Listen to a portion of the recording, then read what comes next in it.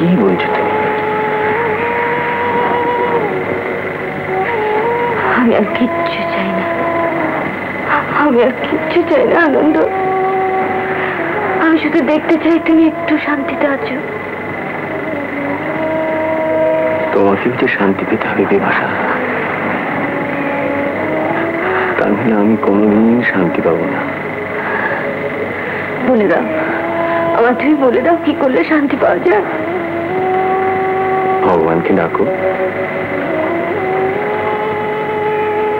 শুনেছি শান্তি দেবার মালিক শুধু তিনি।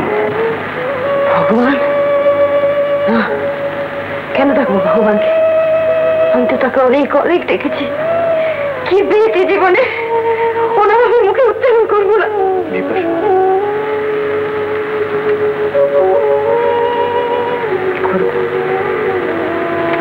আর সেদিনই করবো যেদিন তুমি একটু শান্তি পাবে, তুমি একটু শান্তিতে থাকতে পারো।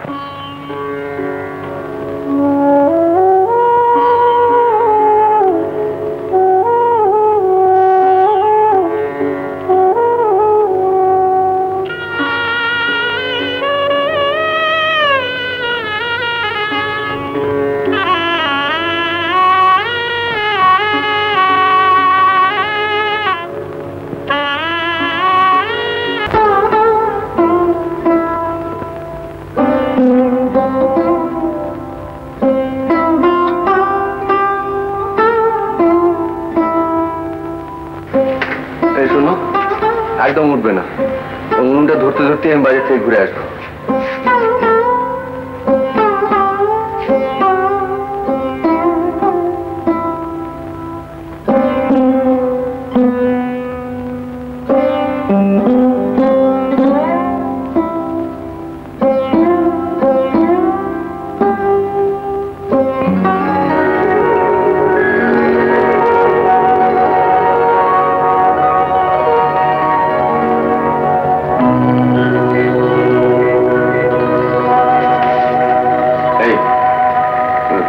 একদম উঠবে না, আমি এক্ষুনি আসছি।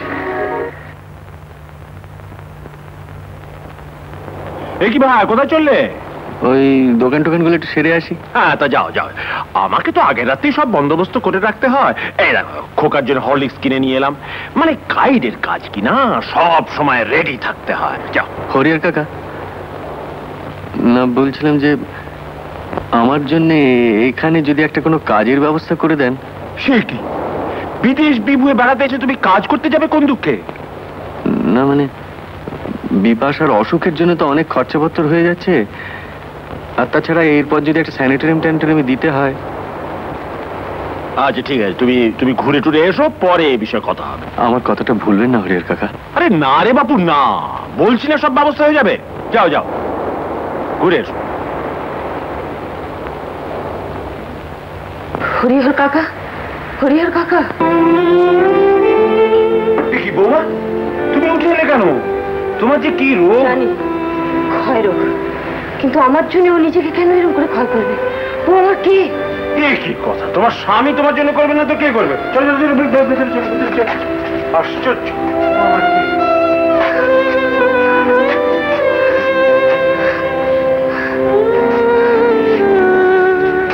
হরিহর কাকা, ও আমার স্বামী নয়। কি বলছো বউ? আমি ওর স্ত্রী নই। বৌমা, ঠিকই বলছি হরিহর কাকা, ওর স্ত্রীর নাম সুপর্ণা, কলকাতায় আছে।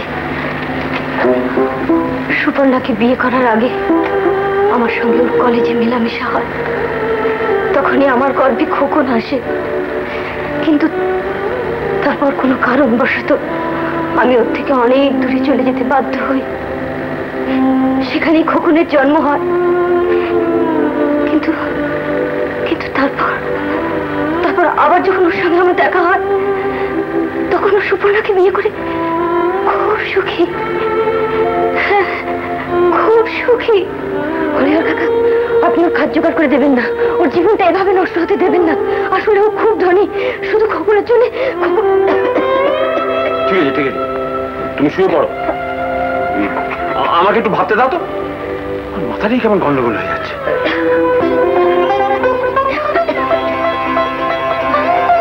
কিন্তু এইসব গন্ডগোল বাবা আমার বাড়িতে কেন? না না, আমি এইসব ঝামেলার মধ্যে থাকতে পারবো কিছুতেই না।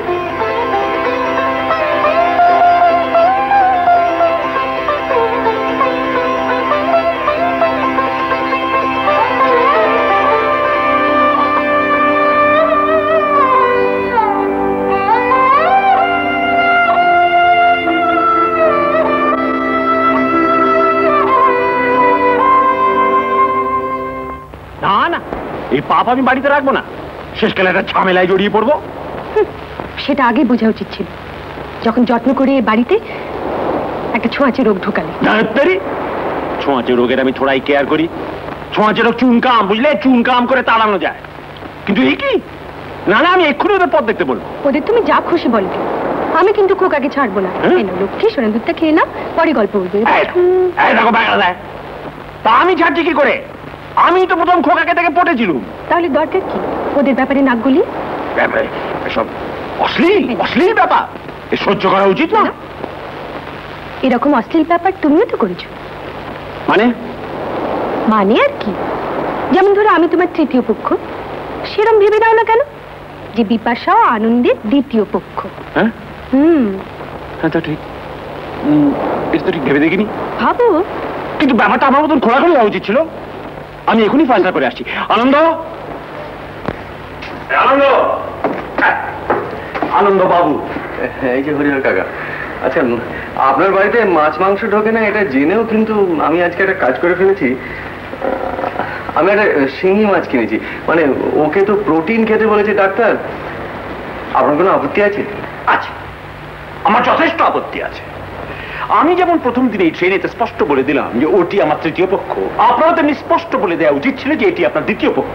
কি বলছেন কি? ভাজা মাছটি উল্টে খেতে জানে না। আমি কি করেছি? আমি বউ গত হতে তবে আবার বিয়ে করেছি, আর আপনি বউ থাকতে আবার বউ করেছে। পাতক, ঘোর পাতক আপনি। এসব আপনাকে কে বলেছে? অনেক দুঃখে, অনেক কষ্টে আপনার দ্বিতীয় পক্ষই বলেছেন।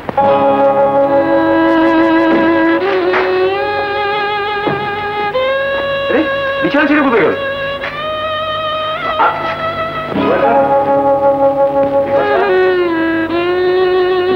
বিপাশা, কি হলো? আচ্ছা বিপাশা কি আপনার ওখানে গেছে? কই না তো। এই চিঠিটা খাটের উপর পড়েছিল। আনন্দ, আমার খোঁজ করো না। আমার জন্য সতী সাধ্যী স্ত্রী ত্যাগ করে তুমি অজ্ঞাত বাস করছো। যত তাড়াতাড়ি পারো সুবর্ণার কাছে ফিরে যাও। মরবার আগে তোমাকে শান্তি পেতে দেখে একটু শান্তি পেতে চাই। ভগবানকে ডাকবার সেই সুযোগ কি তুমি আমায় দেবে না?